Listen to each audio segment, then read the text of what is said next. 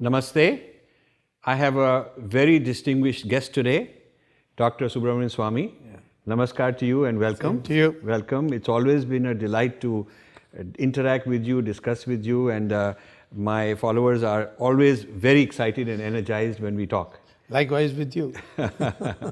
So I wanted to, because every time I see you, you've done so much more. So I think it's good to start with an update. Okay. So this NDTV thing is in the news. So tell us about what it is. Well, you see, the NDTV originally, we owe it to an income tax official who had investigated and stumbled on some conflict of interest issues, and then he made out a case, and his senior officers agreed, and they had issued notice to the NDTV. This was then the Mr. Roy and the others in that establishment of NDTV. They approached Mr. Chidambaram, and in the process they not only tried to rubbish the reputation of the officer, but they also contrived to see that he is declared as insane by the High Court based on false data. And perhaps he may have been indiscreet in one or two remarks, and they took advantage of that. Now, the man was then finally removed from service, and everybody forgot about it. I think Mr. Jethmalani and Mr. Gurumurthy initially started on it, and then somewhere they seem to have lost interest also. Perhaps they felt they run up against a wall. Even when we were in office, when we came to office. Sometime last, about 4 or 5 months ago, I came across the entire file. And friends of Mr. Srivastav, who was the officer, they also had approached me saying that great injustice has been done. I must say, to the credit of our Prime Minister, when he heard about the treatment meted out to Srivastav and how unfair it was, he had him fully reinstated with all the honors in the finance ministry, despite the resistance of the senior bureaucrats of that ministry who are loyal still to Chidambaram. So he got back his job. And then I wrote a letter to the Prime Minister saying that it's very shocking that there's such a big a horrendous money laundering operation has taken place under innocent or innocuous looking heads, but this has to be investigated and is not being investigated. And the Prime Minister's office must have ensured that the heads of the Enforcement Directorate and the CBI know that the government has no view on this and they must proceed ahead according to law. And then, of course, we had a change of head in the CBI. A very upright officer, Mr. Alok Verma, became the director. The ED also got some very upright officers. And what one wonders upright officers can do, and why we should preserve them and promote them and nourish them, is an example of this. And immediately the process started. And now, of course, more material is coming out because the raid has led to disclosure of many more money laundering operations. And the undisclosed wealth of Mr. Roy is another very big issue. And it's not an issue at all of freedom of press as they make it out. Because, nobody is above the law. I mean, you can be a high official of the government and still be subject to the anti-corruption laws of the country and the criminal code of a country. And so we can't make an exception in this. Sure. And that is why I think we have done something which is very courageous, and I have to really thank our government for letting the matter go to its logical end. So is this one isolated bad guy or two people, or is this sort of opening up a bigger thing about media corruption, media linked with government, all that kind of stuff? I think we have to get to that, because the media has, over the years, when there was a promiscuous atmosphere, and corruption was, was part of the system or part of the necessary tools of survival in high society. These things were going on with impunity. And in the case of the NDTV, the thing was that there was an officer who had stumbled upon the whole matter. And Right. so there was background already ready. But there may be many more. There like will be many more, and I think we have to sooner or later get. Because it seems that the media clout Yes. gives the media people some kind of leverage over government, whom they get elected, whom they expose, and whom they don't expose. And so it's some sort of a weapon that can be bargained. Oh, yeah, absolutely. I think a lot of politicians are very unhappy that we are pursuing the NDTV case. But unfortunately, it doesn't take more than 2-3 people who are absolutely beyond blackmail. Yeah, honest people. Yes. So I think when you have a prime minister who is determined to fight corruption. And there could also be similar media corrupt people who are part of some kind of industrial group. Oh, yes. Who are helping them negotiate, they get an advantage. That's right. No. We have now come out to show media people sitting with the minister on appointments and postings and so on. I think this incestuous relationship. I think there's this business that we are some very innocent free press and they're after us. This has to be punctured. Yeah, absolutely. Huge. Yeah. And they have to be put on notice. Yeah, they have to be put on notice. That they too are accountable. Yes. One of the Swadeshi Indology conferences in the future we should jointly do is on this media business. Absolutely. We should do a whole conference on this. What is going on in media? Structure, who funds it, whatnot. Get scholars into it, publish. Yes, that's right. So use the publications and media as a vehicle to undermine the bad media. That's right. Absolutely. It has to be clear. And I must say that the media, particularly the English media, has been part of an agenda of the foreigners. Yes. And maybe they don't realize it, maybe they are unwittingly doing it, but the fact is that they are furthering the agenda of the foreigner. So what about Chidambaram? There's all been cases on Chidambaram, and it's always a delight to know more what's going on. See, Mr. Chidambaram had a very narrow escape when I was doing the 2G. Actually, the records show that Raja took advice, and there are minutes of meetings between Raja, the then telecom minister, and Mr. Chidambaram. And Mr. Chidambaram educates him how to do the whole operation. But he was, this UPA was in power, and Chidambaram was, alternatively finance minister and home minister. So it was getting very difficult to actually nail him in that. But very soon, as we began approaching nearer and nearer to 2014, the ease with which I could get more material, and that happened with the Aircel Maxis matter. See, the Aircel Maxis matter is an open-shut case. Why? Because the foreign direct investment rules say that no foreign company can buy more than 74% of the shares of an Indian telecom company. Now, Chidambaram, knowing fully well that was the law, still gave permission to a Malaysian company to acquire 100%. And the way they did it is to create a Benami Indian company, which bought the 26%. So it's fraud. But they were so brazen that the Benami Indian company financed that purchase of 26% through a subsidiary of the 74% So they partner. just were so, Yeah, they were just, it's called hubris. Hubris in Greek. Yeah. So that was the first one, and Mr. Chidambaram gave clearance. That's an offense by itself. And in addition, it turned out that it's enough that if he benefited the Malaysian company for the Prevention of Corruption Act to come into operation. But even his son got a huge amount of commissions, which have been now documented.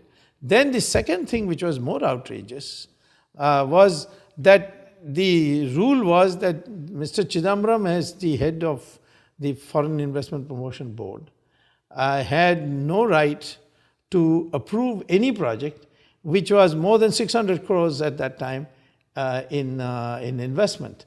This was 4,000 crores. And therefore, he ought to have referred it to the Cabinet Committee on Economic Affairs. which he did not do. And the reason he probably didn't do it is that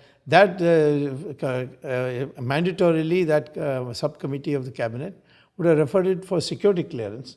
And the security clearance would have shown that 25% of the shares of the parent Maxis company in Malaysia was owned by Saudi Arabian Telecom, which has a partnership with Pakistan, and would have meant that Pakistan people could come to India in that pretext, and so on. So security clearance would have been given.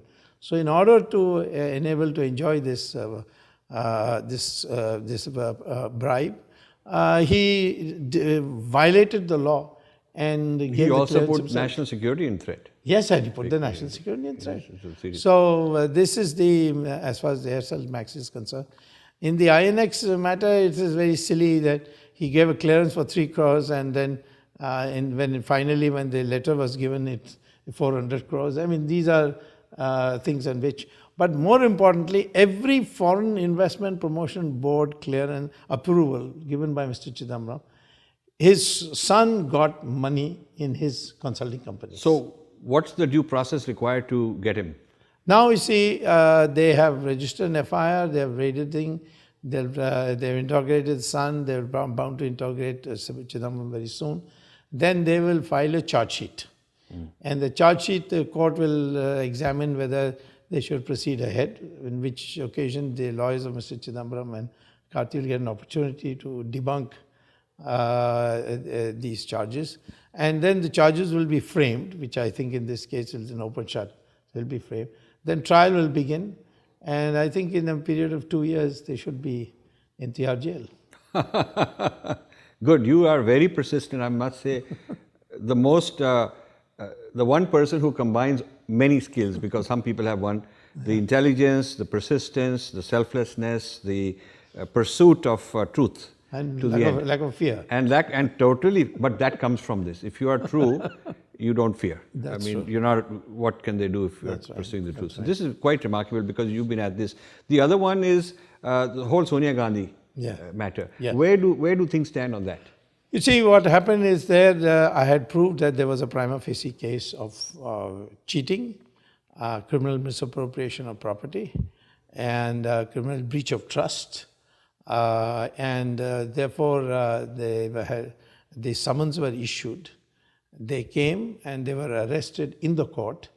But since I did not object to their getting bail, they got bail for 50,000 rupees surety bond and a surety of Mr. Anthony in the case of Ms. Sonia Gandhi and Priyanka Gandhi in the case of Rahul Gandhi. And they were let out on bail. So technically they arrested people out on bail. Out on bail. Okay. Okay, you can't be on bail unless you are arrested anyway. Right. So now they were made to stand like any accused in the open court.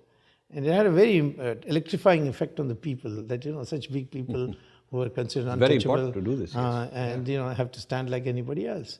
Now what happened is afterwards now the trial is to begin. And the court has to determine whether the trial is worth going forward, whether the material is substantive for conducting a trial which will lead to prosecution and conviction. Now, in that, our CRPC, which is the Criminal Procedure Code, there's a beautiful provision which says that you can ask the court to summon documents that you want. Okay. And that are not personal to the accused, so that the accused should not be made to damn himself or herself. So this whole thing is document based. There's the beauty of the National Herald case is it's based on documents. The document is that a company was formed with Sonia Gandhi and Rahul Gandhi owning 76% of the shares, and now it's gone up to 81, and that they gave 50 lakhs to the Congress party to transfer or assign the debt owned by the National Herald Company Associated Journals of 90 crores to them on the grounds that 50 lakhs is better than nothing and it can't, this is a loan that cannot be recovered. And so I've asked for documents. Where did you get the 50 lakhs when your own company is only 5 lakhs paid up capital? Where did you get this 50 lakhs? And it turns out it's by money laundering they've got it. That Right. has been established. Then where did you deposit it? In the Congress budget. And I say, please give me the documents of your budget. Right. So I can see that actually it has been deposited. And furthermore, you say that you have assigned it. Let's find out whether the Associated Journals actually got 90 crores loan from the Congress party. Where did you put it in the newspapers' accounts? I want those documents. If it was given, it had to be received. And if you have now subsequently converted that 90 crores into 9 crores worth of 10 rupees share, that was the price when it was constituted or was incorporated in 1937. Oh. So did you do a share analysis? Zero inflation. That's right. Yeah. And they got 5,000 crores worth of property now. So really robbers Yes. did some convoluted deals. That's right. These are all, so these are all documents. I am expecting the document on the 1st of July. So And this is very strategic in the Yeah. development of India as a nation. Yes. To clean up all this mess, to make a robust country. That's right. The state and people accountable is so important. now I believe that in India, if you can catch 5-6 people at the top and send them to jail, Yes. by example Yes. and fear, Right. everybody will become honest. Some top politicians, a few top industrialists. Yes, that's right. They can't. They ought to go to jail. Some media guys. All these guys have to be. That's right. This is amazing work. Now, what is the situation on black money which is overseas? Because there was a big campaign promise, and everybody hoped it would happen. Why hasn't the new government done something? But I think both the Attorney General and the Finance Minister felt that we have to go through a certain procedure, which I don't agree with. In fact, the Prime Minister asked me, how would you do it? So I've sent him 4 different ways it can be done. And not the way they want to go through by bilateral negotiations and so on. I don't think that'll work. The first example is of the Germans. Merkel found out that her officials are having bank accounts in the Liechtenstein Bank and asked the Liechtenstein government to hand it over, their records. They refused, saying this is our business and we can't do it. So then her government bribed the senior-most financial officer of the bank and got the entire thing downloaded. And they found that 22 countries, nationals were having secret bank accounts in Liechtenstein Bank. India must be one of them. And India was one of them. And so she wrote to all of them. And every country except India wrote saying that please send the CD to us, or the DVD to us. And then we had to go to the Supreme Court. I and Jethmalani had gone and filed a case, which is still pending in the Supreme Court. And the Supreme Court directed that those names be procured. That envelope has still not been opened with the names. That's unfortunate. Yeah, that's right. And But can that be pushed through some freedom of information? No. But it'll come.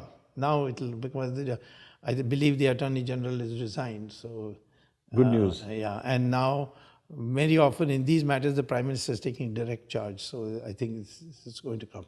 The second way, there are other ways also.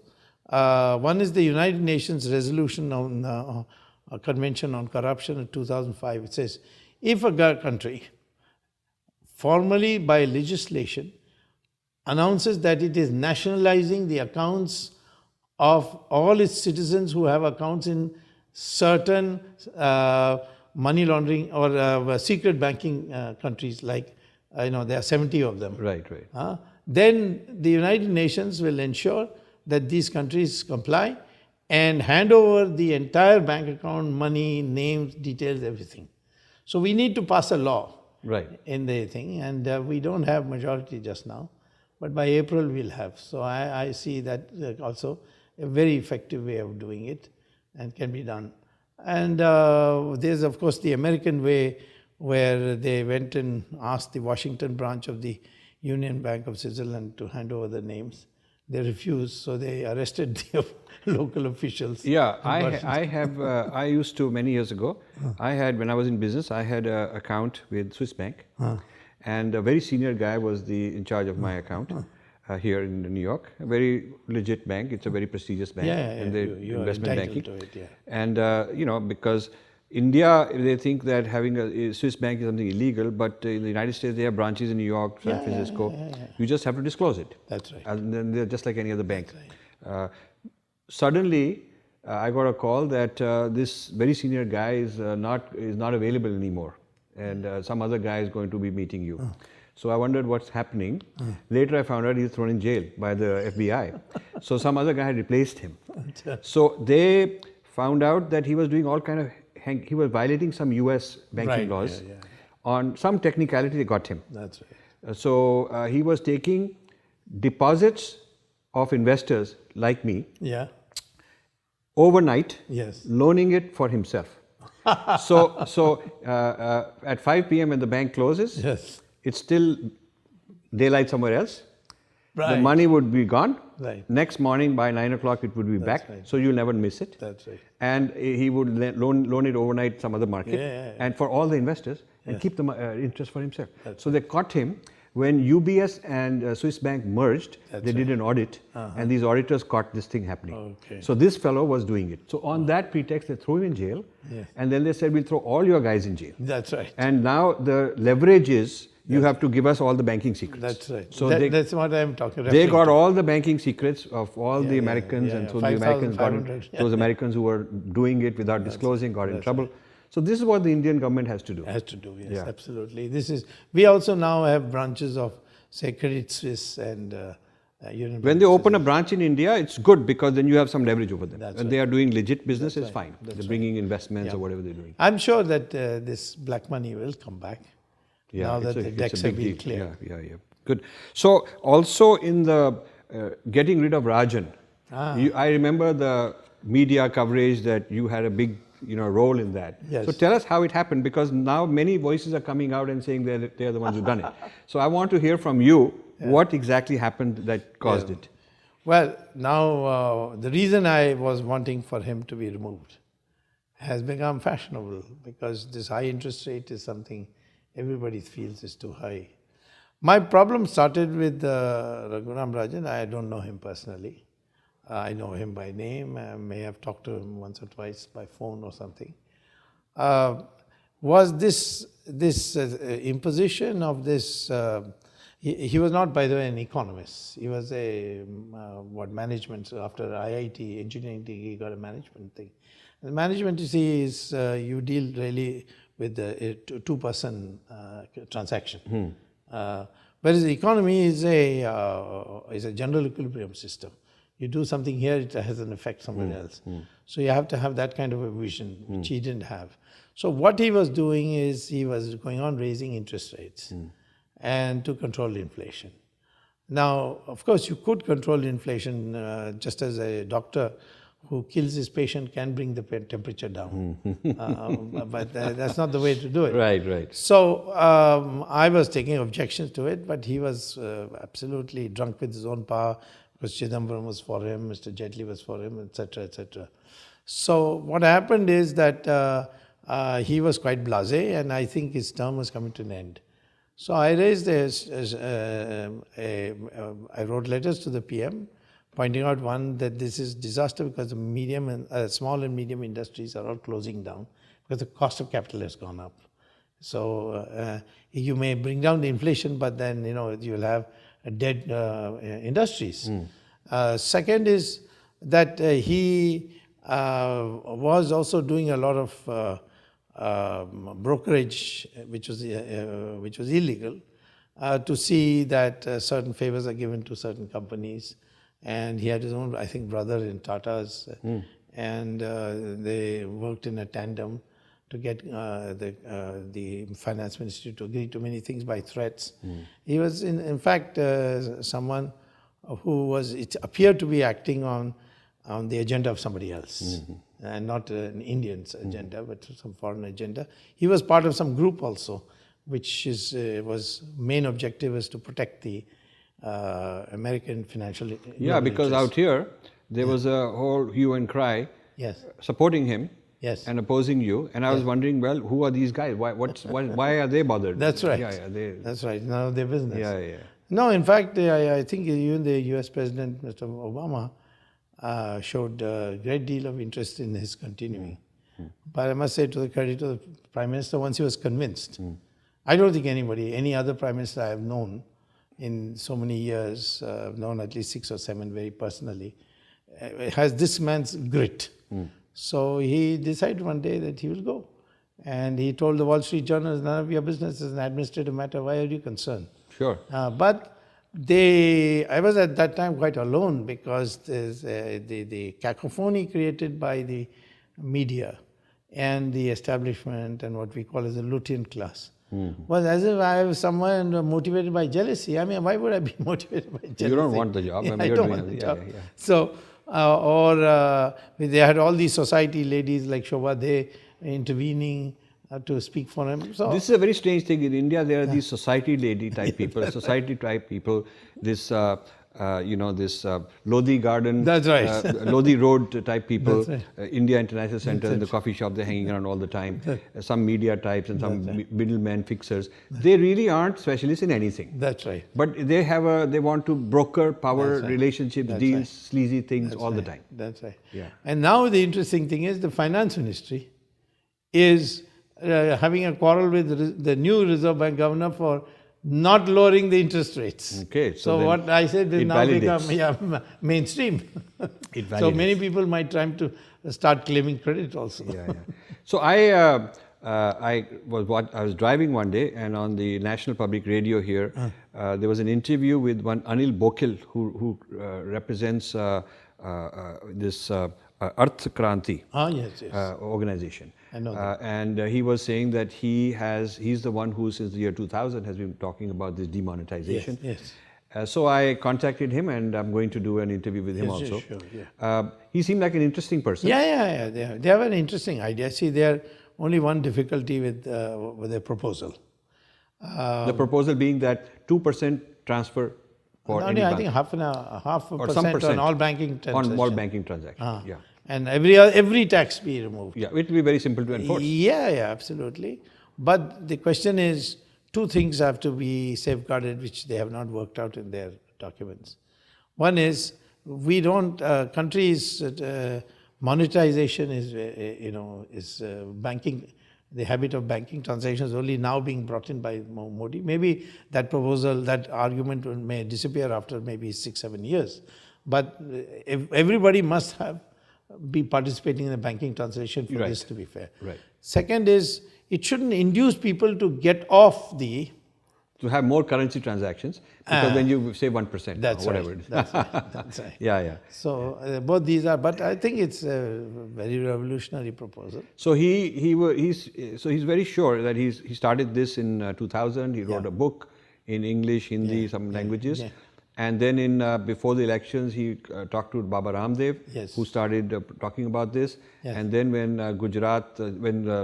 Modi was in Gujarat as a CM, he talked to Modi. Yes. And Modi told him that if I ever have a chance to implement, I'm going to implement it. Yes. And so later on, I guess you were also involved in the evaluation. Yeah, there was a party meeting Yeah. chaired by Advani, where we considered this, and they made the proposal. They gave also PowerPoint presentation and all that. But I had pointed out this at that time also. This is a very fine proposal. Right. But just make these two corrections. So I'm going to be giving an interview, having an interview with him. Of course, certain people have been claiming that they are the originators of the whole demonetization. And, I don't know why some, people want to steal credit from someone else. He's a very quiet, decent fellow. He's not wanting to be in the limelight, but he's just trying to work hard. He's not only for demonetization, but many other... he wanted to get rid of currency completely. Yes, sorry. He felt there should be no currency, it should all be electronic. Yeah. And that's certainly very for the time being, only small denomination currencies. Yeah. Very. He felt maybe less than 100 rupees, 100 and less, and so on. So what is your overall take on the state of the Indian economy now? See, first I'll start with this paradox. Okay. We've been winning elections, and demonetization was something which surprising the Indian people welcomed, saying that, well, we are suffering, but those big guys have Suffering been more. brought on my level. Right. So, and there's a general feeling, all this Pew International has done a study which says that 86% of Indians think that Modi's economic policy is wonderful, and so on. So I began exploring this, and because there are many negative trends. I mean, the rate of growth of employment has dropped to 1%. The credit, which used to be extended by banks at 16, 17%, now it's 5%. Exports and imports are both falling at the same rate. This is So bad. I've written to the Prime Minister about 5 storm signals in our economy. But still, the people are happy and they're voting for us. And I was wondering, why is this phenomenon? I've never seen it. Then I found out that at the micro level, Modi has been a spectacular success.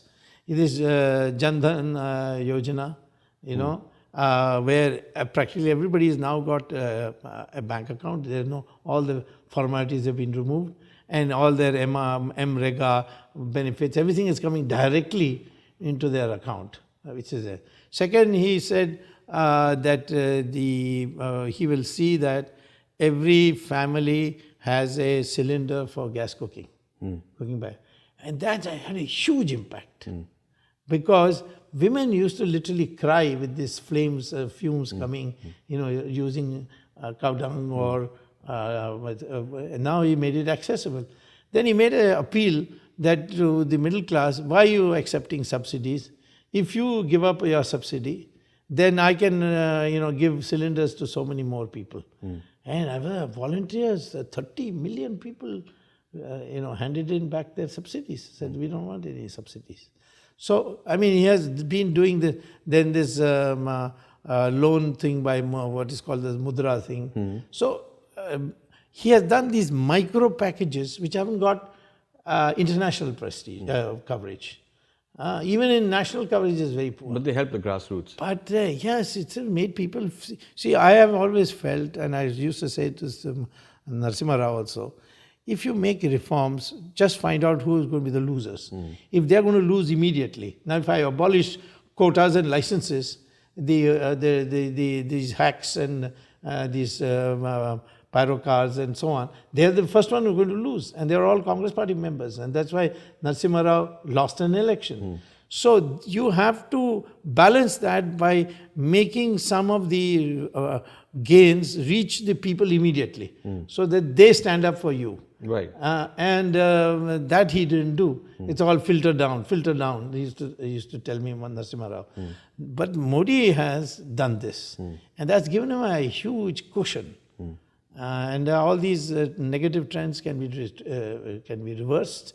They're not. But why has the new rate of employment growth only 1%? We have population growing so fast. That's right. So this will create. That's because the high interest rate policy has destroyed our informal sector. But now they've realized they are going lower. The present Governor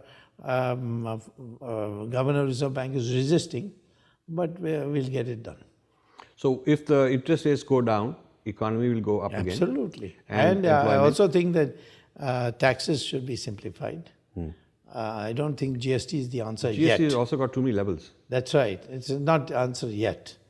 And I don't even know whether it can come because the cyber brain of the GST has got too many foreigners.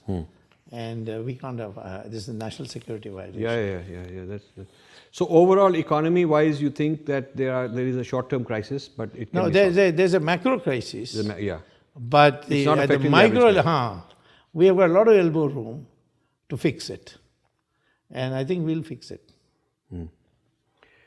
So now I want to go to some cultural type issues. There is this big crisis about beef, and India is the second largest beef exporter. Most people don't even know this. And this whole slaughtering and all that, and giving subsidies to set up these things. It's quite a disgrace. I'm just shocked that India would do such a thing. It's just painful and completely ridiculous. And it is also shocking that there is this intellectual class that actually defend this beef kind of a thing, beef economy and culture. Sure.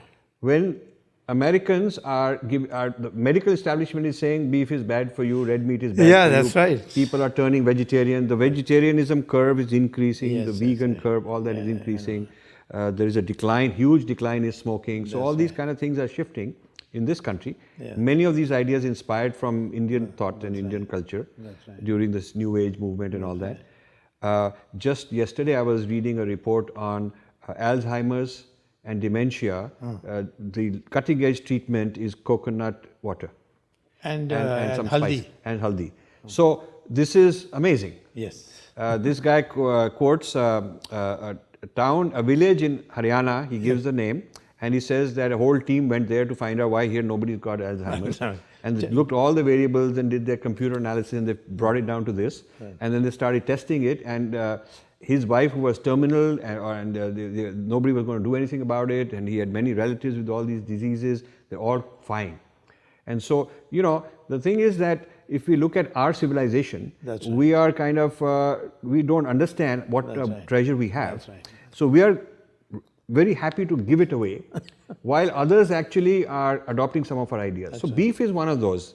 And so there is a moral, ethical, dharmic argument for us. There is an environmentalist argument. There is a medical argument.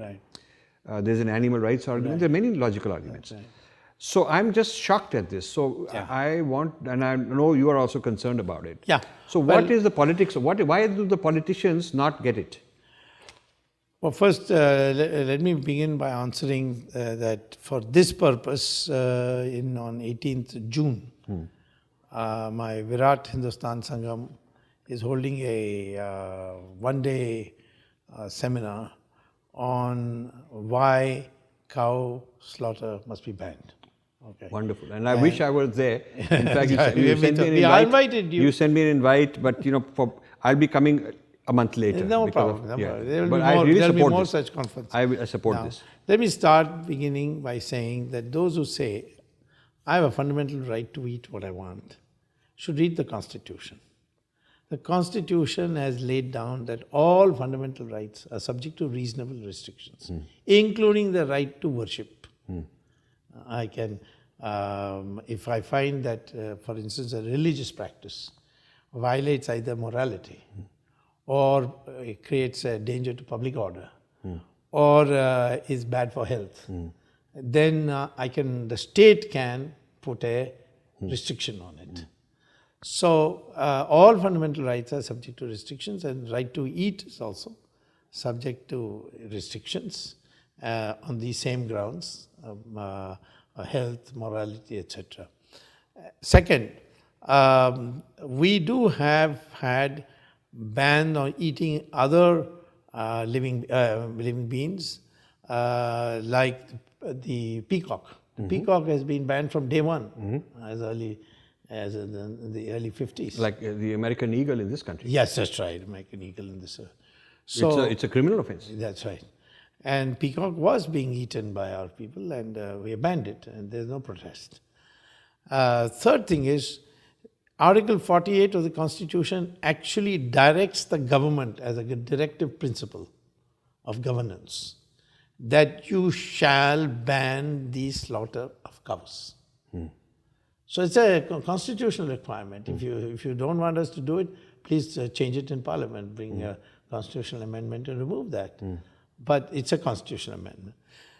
Fourth is the breed that we are trying to protect is a breed called the Bos Indicus. Yes, which is the A2 milk. That's right. Yes. And there have been patents in the United States on that cow's milk. They have patents on the fertilizer value of their cow dung and on cow urine, which may be difficult for people to digest the idea.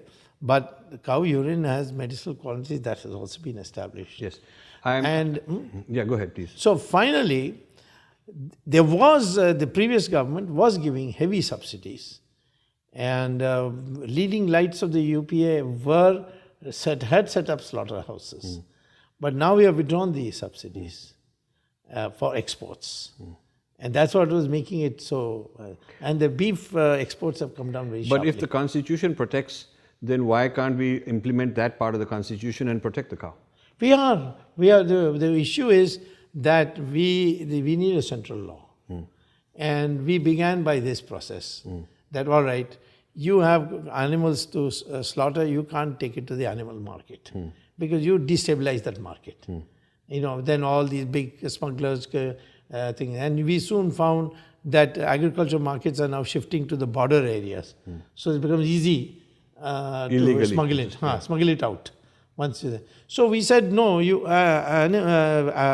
agricultural markets, if you want to sell a cow, you have to produce a certificate that you are selling it for the purpose of agricultural use and not for meat. Then only. Otherwise, you sell it somewhere else. But you can't in these where the state is organizing for you agriculture markets. Now, what a hullabaloo they made out of it, you see. And that's been now I think there is a plan that anything about BJP should be made into a controversy, converted into a international something about human rights and this rights and that. I was surprised the New York Times covered the NDTV, for example. Yeah, it's ridiculous. I mean, did they expect us staged, all staged. Your mention of cow urine for health purposes reminds me when Morarji Desai was the president, or was the prime minister. He came to the US. Yes. And he was interviewed on 60 Minutes, That's very famous show. That's right. Dan Rather, legendary person, was doing this. Yeah. So I remember he asked him about his policies and the government and India and geopolitics and economics. And in the end he said, I have to ask you a personal question. I hope it's okay. So I think Morarji Desai was expecting it. So he said, it is known that you consume a certain amount of urine for medical treatment. And but people find it very strange, and people find it, So Morarji Desai was not at all bothered, but he answered very nicely. He said, there are a lot of medicines that are sold in the pharmaceutical industry that are made out of urine, and he listed them. He had get it from the urinal. He listed them. These. He said the only difference is that you are consuming the urine of someone else, and I'm consuming my own. I don't know that. Very interesting. Actually, this was quite. Then I started noticing. I did some research, and actually, the names he gave were true. So, a few weeks later, I was in a pharmacy downtown, just picking up something, and at the other end there was a big shouting going on. Now, in this country, the people don't shout openly and fight and all that. So there was this lady shouting away at the person at the counter, and I just didn't know what was going on. When it was over and she left, I asked these people, they were all ruffled up. I said, what happened? She said, she was very, very angry because she finally read that little fine print inside the medicine. When you buy medicine, the little fine print rolled up. So she finally read that about some medicine she's been having, and it says that it is made out of the urine of a horse or a mare or something like that. And so she was shouting that, you've been selling me this urine, you've been selling me piss for all these decades, and you never told me about it, and how dare you and all that. So actually, Morarji Desai is right. Yes. A lot of people because it's in the form of a white pill. Yes. Yeah, and it is they probably take this from prisons or wherever. Urinals and prisons. Prisons, they take it, and then these pharmaceutical companies, we have a lot of pharmaceutical companies in the Princeton area. So therefore you feel that it's okay, but a different style is not okay. So I think there's a lot of abuse of culture and civilization in the name of either human rights or science or aesthetics. That's right. And we have to fight that. Absolutely. We have to absolutely fight that. We need, the main idea is to make us sort of feel inferior. Yes. The inferiority complex. Yes. That, basically there's nothing about our past that is worthy of emulation for the future. Right. And that's underlying all this. So I have a whole series of books on what are some of the things in our civilization that have been taken from medicine to agriculture to mathematics to metallurgy. Many, many volumes that I've been working on for a long time, and I'm now in the process of finishing and getting them out. So I'm happy that this beef, the whole issue of cow, the importance of the cow to the environment is huge. Yeah, in fact, you see, producing cows for slaughter, actually there is another study which I will locate it and send it to you, which actually says because of the excess cows that get produced because they are meant for slaughter, the gas they release actually harms the environment. So there's plenty of evidence. Also, I know somebody who is doing this very successfully, where they are using bulls who would otherwise be slaughtered, who have no economic value. They for the following purpose: they're reviving the soil, which has been depleted and made toxic with chemicals. That's right. So what they're doing is they take 1 acre and they fence it, and they have 30-40 bulls who live there for a while. So there's a lot of urine and dung there. So this contains bugs and bacteria and all kind of stuff which is part of nature. So this goes into the soil, and this breaks down the chemicals. This breaks down all the pollutants that have been there for a very long time. So several feet down worth of soil becomes organic. That's right. So this is a way to take polluted chemical soil and make it organic again. And then they take this group of bulls and to the next 1 acre, and then the next 1 acre. So they go to a farm and they make it organic. Now this is fantastic. This is a good, interesting technology to do that. So I'm glad that you are taking this kind of action, and we should fight back. I mean, Absolutely. And you know, we shouldn't be hiding out of shame. We have enough logical arguments to just talk right back. That's right. In the US, they would never accept if somebody said, okay, let's eat dogs. Yes, that's right. It's not about science. That's right. It's against the American ethos. That's right. The right to carry guns is an American. There's no logic or science on it, but it is like we have a national heritage. That's right. The cow is a part of Indian heritage. That's right. And it is a wonderful thing to have this right. respect for animals. That's right. So I think we should Absolutely. completely fight for this. No inferiority complex. We are proud of our past. I am very proud of you that you are one of the persons who's doing all this. Now I want to talk about Tamil Nadu. Yes. Because I do a lot of my. We formed Infinity Foundation India. Yeah. It's based in Chennai. Yes. Vijaya Vishwanathan is the head of that. Yes. You met her. Very successful, dynamic person. Yes. So we are doing a lot of things in Tamil Nadu. Now, it's sad that Tamil Nadu has become sort of de-Hinduized and de-Indianized, this whole Aryan-Dravidian divide. And what is BJP doing to Tamil Nadu? Because then you could win back the whole South. Well, there is an ideological and a tactical, conflict which BJP has to resolve, and we are working on it. It may take time. One is that, make alliances like every other party does and get a few seats and come to Delhi or, come to the assembly.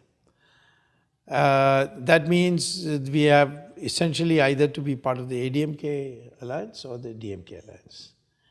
And that means you'll have to keep quiet about whatever they say, the Dravidian ideology that they preach.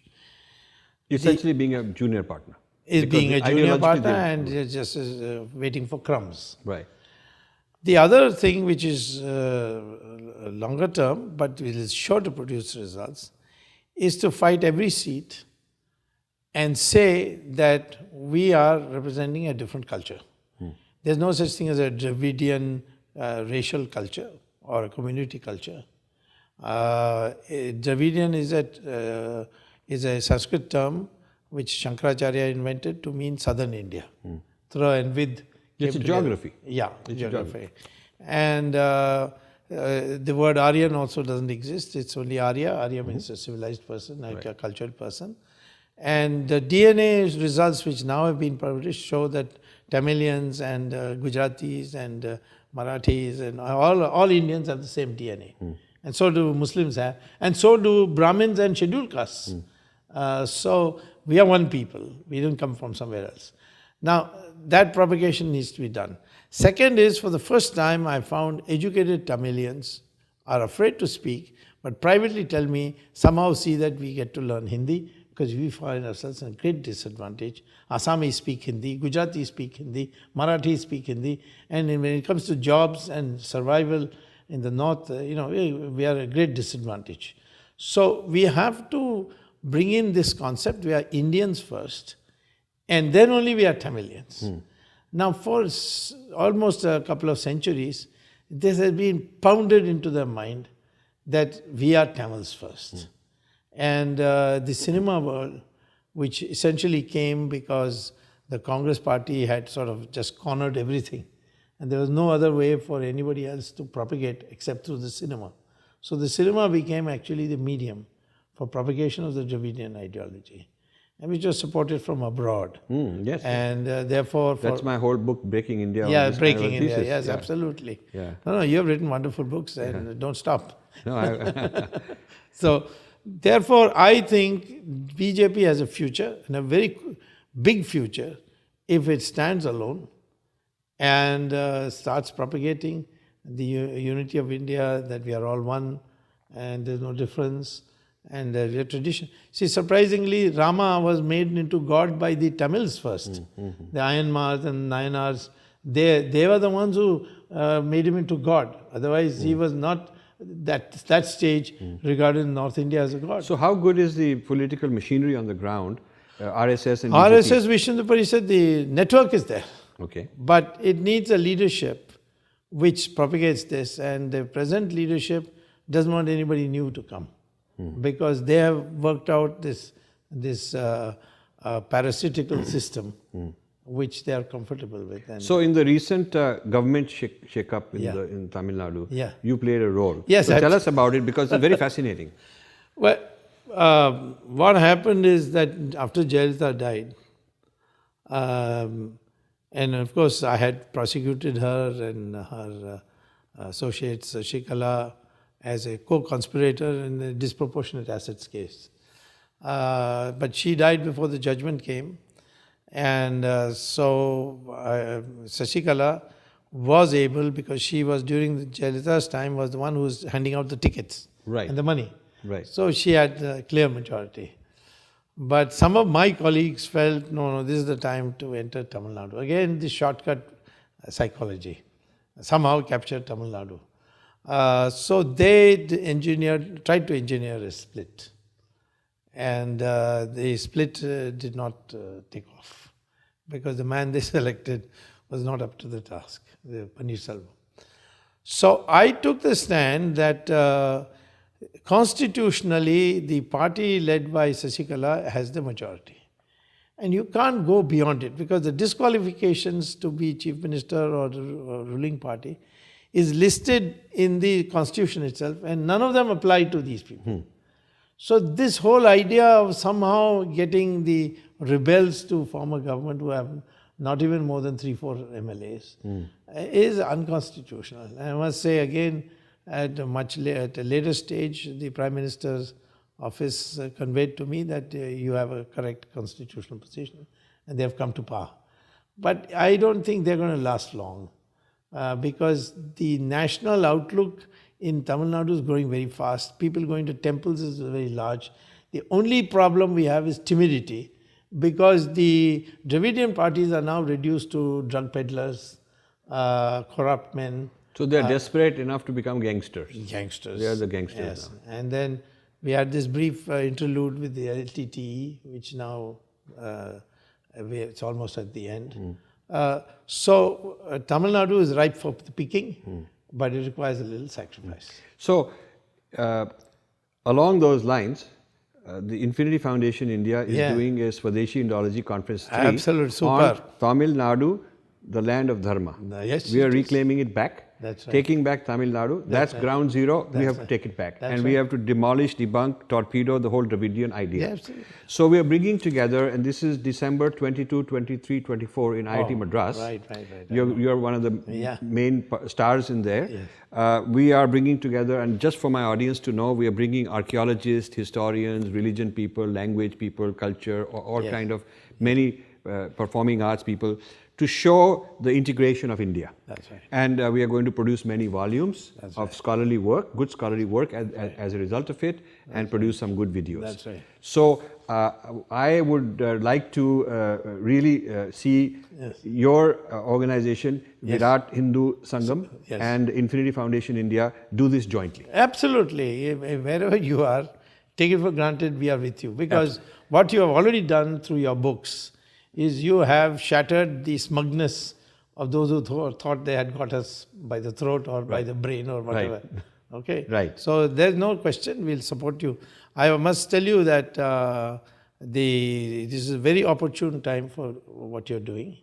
And Tamil Nadu needs that. Everybody's ready. They just need some, some forum where they can courageously come. Yes. And we'll do everything that is necessary to see that you have a successful conference, and we'll of course be there fully with it. No question about it. We want, as in all our other work, we want to apply a very high standard of intellectual rigor, academic rigor. So each paper that is being submitted, and we're inviting people to submit them, we have on the website swadeshiindology.com. If you go to conferences, then you click conference 3, and there's a call for papers. There's a 2-page overall concept on what the problem is. Then there are 6 types of themes, and you can submit something beyond those 6 if you want. But there are little descriptions of 6 different themes for which there will be specialized panels. Absolutely. And so all the papers are reviewed by 3 reviewers, blind review, to make sure it's based on merit. Because if you have a strong foundation intellectually, then the other side cannot debunk it. Absolutely. And that's why I put so much effort for each book I do, because I want it to last a long time. Yeah, the thing is, all the main gods of India are from North India. But all the saints are from South. Yes. Like Adi Shankara, Ramana Maharshi, Ramanuja, and so on, Agastya. Right. So this North-South unity is something automatic. Very important. The centers of learning have been in both places, North-South, and Tirupati is a huge center of learning. Cholas. There's sacred geography in the north, but also Ram Setu. That's right. I mean, in the imagination of the Indian, that's right. The Bharatiya whole itihas, it's a whole integrated continent. That's right. So breaking this is a very bad thing, and this is what some people are trying to do. That's right. We have to fight it, reverse it, take a stick out, necks out, do whatever it takes. So I'm so happy that we are on the same wavelength, because I have a lot of respect for you. I think that you are the person who, more than anyone else I know, has had the courage, has the tenacity, has the brains, you're tireless fighting all the time. I wish you great health and lots of more success. Thank you. And we are trying to create, with this Infinity Foundation India, an institutional mechanism, so we can create more Subramanian Swamis. We need you see, we have not had a institutional ability to reproduce. That's so when J. Krishnamurti dies, it's all gone. When Sai Baba dies, or when Raman Maharshi is gone, Maharishi Mahesh Yogi is gone, Osho, I mean, the thing just falls apart. But we also have the record of Adi Shankara. Yeah, that's right. These matthas, they institutionalized in a way that after so many centuries, invaders coming, all kind of things, they must have had economic ups and downs, but they survived. So there is a certain robustness to replicate into the next generation. And so what we need is there are 3 ingredients to create a renaissance of Indian thought. One is knowledge through research, like you're doing, like I'm doing. So we produce this knowledge, we publish it in books. But knowledge then needs to be taught to people. Because it can't just sit in a library. There needs to be an army, a home team who imbibe that knowledge and who utilize it to bring and to do further work on their own. So we need knowledge, and then we need human resource. Third is institution. Because these human resource needs a place to belong to. Some roof on their head, some job, some stipend, somebody, some organization that tells them what to do, guides them, manages them. So we are trying to take the knowledge and train many people, and then institutionalize it. So I think that VHS and IFI can together create. Absolutely. We should create something like this. Absolutely. Institutional building is now become necessary. It has become necessary. Now we have laid the parameters and the basic theory. Yes. And now I think the time is to institutionalize. So we will work on it together. Absolutely. And I will do whatever it takes to get us to work on this. We'll build a team. And I want to thank you again for this wonderful experience with Dr. Swamy. All of you are blessed that we have such a leader, and he gives us his time generously. And my home is always, I feel blessed when you come here. Well, it's such a beautiful house. You have I'm ready visited to many come more times. often. You should come and you should stay here. Okay. You should come and you should stay here. Right. Make this your place of from where you can operate, and we'll do whatever because we're very proud of you. Thank you. We are extremely proud. So are we proud of you. I remember Dan and Saraswati, in your absence, had, I think, bought 200 books of yours on Breaking India. Yes, yes. And you distributed all the sadhus, and he said, you must read it. Yes. And spoke so He was a widely. great person and mentor and that's right. inspired a lot. Thank you very much. Okay, Thank great you. pleasure. Thank you. Great. To help me, you can do two things. You can go to the subscribe button on my YouTube and subscribe. We need more subscribers there. Secondly, I get lots of emails on people saying, how do we donate? How can we help you? You go to rajivmalhotra.com or you go to infinityfoundation.com and you can hit the donate button. You can donate in dollars. There are different ways mentioned. If you want to donate in rupees, there is a column called Infinity Foundation India, and you click that and there are instructions on how you can donate in India.